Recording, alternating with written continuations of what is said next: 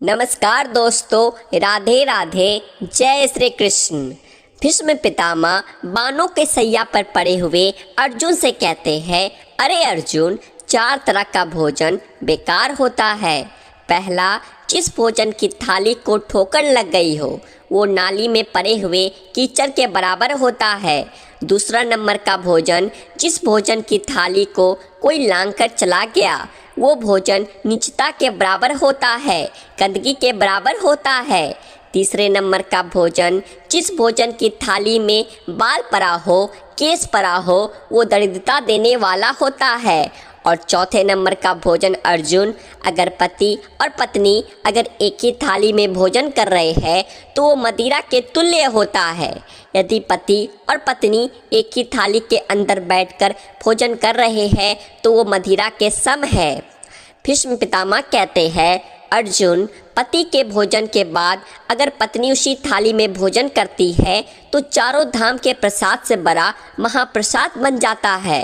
और यदि पति और पत्नी का नियम है कि हम दोनों को साथ ही भोजन करना है तो हाथ जोड़कर निवेदन है, साथ भोजन करो, मना नहीं है, लेकिन 2 थाली अलग अलग लगाओ। पति के साथ बैठकर एक थाली में खाना रोज प्रतिदिन मदिरा को निगलने के बराबर है। कई लोग कहते हैं एक ही थाली में भोजन करो तो प्रेम बढ़ता है, प्रेम बढ़ता है। शिव महापुराण की कथा कहती है, पति और पत्नी अगर एक ही थाली में भोजन करते हैं, एक ही थाली अगर पति और पत्नी भोजन करते हैं तो उस घर की दशा देखिएगा। घर के बच्चे कभी भी विद्या में उत्तम नहीं निकल सकते।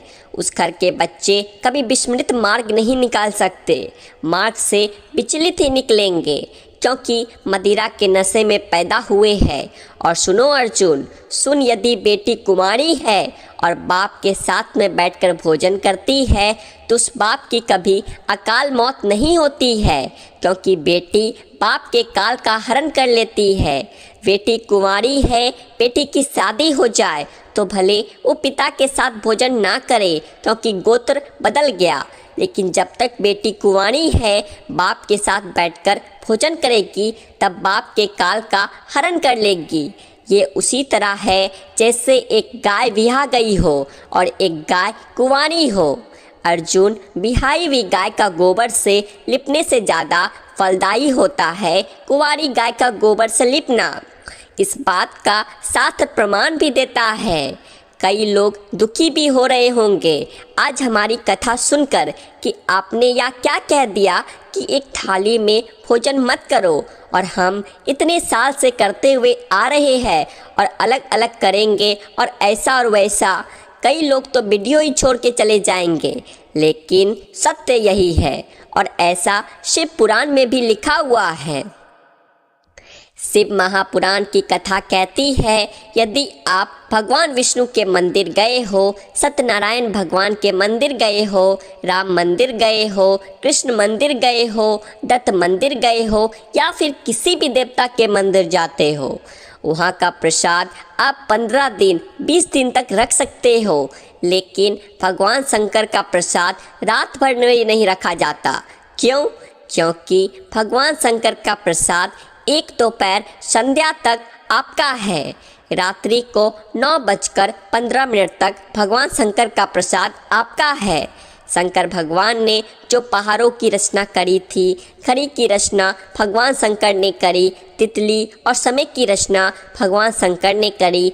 एक एक घड़ी, एक एक पल, एक एक तिथि, एक एक नक्षत्र, समय, पल, सबकी रचना भगवान शंकर ने करी, सबकी रचना भगवान शंकर ने करी।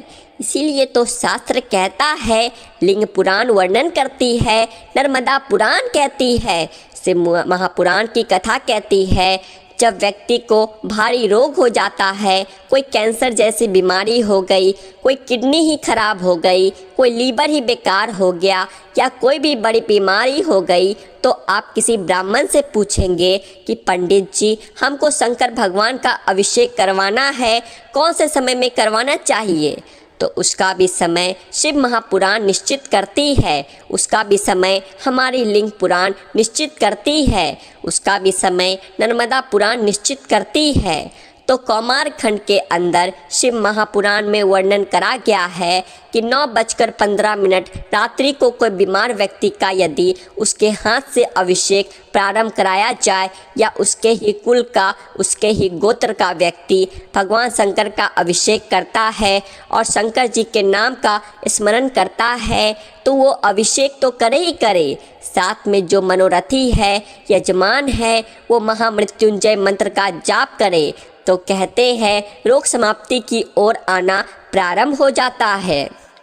शिव पुराण की पावन कथा कहती है, एक कलश के अंदर आप दूध ले लीजिए, उसमें काली तिल्ली डाल लीजिए, थोड़ा सा आंवला, सूखा आंवला बाजार में मिलता है, उसको डाल दीजिए। बाजार में अगर गीला बीला मिल जाए, बेलपत्र में जो फल लगते हैं बीला, बेला का गुर्दा मतलब बीले के अंदर का भाग, अगर बीला ना मिले तो बाजार में सूखा बीला मिलता है, उसको पानी में गला दे, गला के उसको पीस लो, पीस कर उसका उपटन बना ले, उपटन बना के उसको एक कटोरी में ले लो। उस उपटन को, जल के पात्र को, जो व्यक्ति घर में बीमार रहता हो या जिसको बुखार ज़्यादा चिढ़ रहा हो, उतर नहीं रहा हो, निमोनिया जैसी बीमारी हो या फिर बड़ी से बड़ी बीमारी भी अगर आपको घेरी हुई है, तो आप अपने हृदय चित्त से स्पर्श कराकर, कोई पलंग पर पड़ा है तो उसके हाथ का स्पर्श कर ले, जो स्वस्थ है उसके ऊपर उतार कर भगवान शंकर के पास ले जाकर उस बीले का उपटन शिवलिंग पर लगा दे और जो जल है वो शंकर जी को समर्पित करे। कौन सा मंत्र बोलना है, उस मंत्र का स्मरण आप सब प्रेम से करो। ओम जूम सह, ओम जूम सह। इस मंत्र का जप करते हुए जो दूध चढ़ाता है, उपटन लगाकर उसकी बीमारी, उसका रोग समाप्त हो जाता है। बहुत ध्यान दीजिएगा, उसी चढ़ाए हुए जल को, दूध को, उस उपटन के भाग को थोड़ा सा ले आइए। जिस बच्चे को निमोनिया की बीमारी है, जिसका बुखार नहीं उतर रहा हो, उसके मस्तक पर लेपन कर दीजिए, हृदय चित्त पर लगा दीजिए।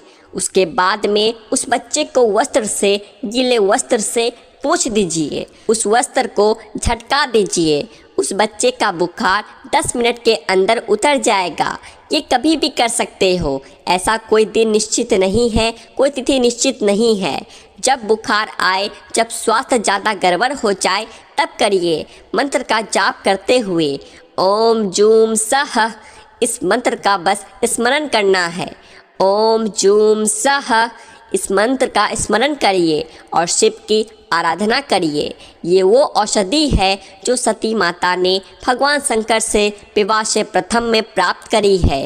यदि कहीं से 5 मुखी रुद्राक्ष मिल जाए और 5 मुखी रुद्राक्ष को तांबे के कलश में जल भरकर उसमें डाल दो, किसी चम्मच से उस रुद्राक्ष को निकाल लो।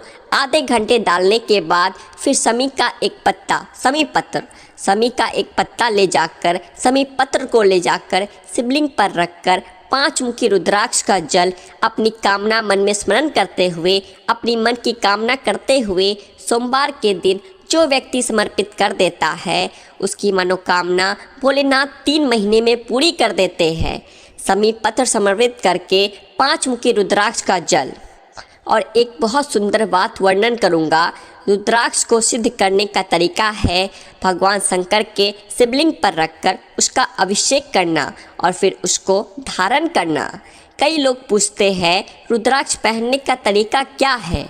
भगवान शिव को समर्पित करके, मंत्र का जाप करके, अभी जो हम मंत्र बताए उसे स्मरण करते हुए फिर अभिषेक करके धारण करना है।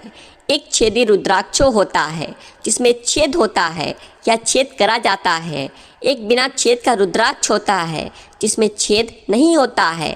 जिस रुद्राक्ष में छेद नहीं होता है वो कार्य में सिद्धि अधिक देता है, सिद्धता प्रदान करता है, वो खंडित नहीं कहलाता। तो दोस्तों, ये थे वो कुछ खास जानकारी जो शिव महापुराण में बताए गए हैं। आशा करते हैं आपको ये जानकारी अच्छी लगी होगी। तो वीडियो को एक लाइक करें और ऐसी ही और जानकारियों को जानने के लिए आपके अपने चैनल द आध्यात्मिक टेल्स को सब्सक्राइब भी कर लें। हर हर महादेव, जय शिव शंभू।